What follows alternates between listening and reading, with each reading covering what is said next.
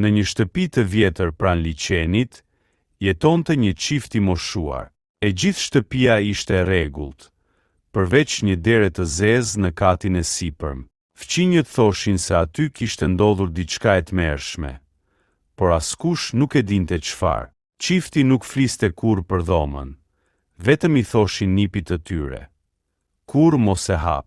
Një natë, ku mbeti vetëm, djaloshi dëgjoi zëra të çuditshëm nga pas derës. Hapa të lehtë, pshërtima dhe një të qeshur fëmijësh. I friksuar, mori guximin dhe shtyu derën. Brenda nuk kishte asgjë, vetëm një karrige që lëkundej vetë dhe një pasqyrë e vjetër ku nuk shfaqej fytyra e tij. Ai vrapoi poshtë, por dera pas tij u mbyll me krismë. Të nesërmen, familja e gjeti të shtrirë në dy sheme, duke murmuritur: "Mos e hapni, kur mos e hapni." Që atë ditë, dhoma mbeti e kyçur përgjithmonë dhe dera e zezë duke sikur merrte frym natën.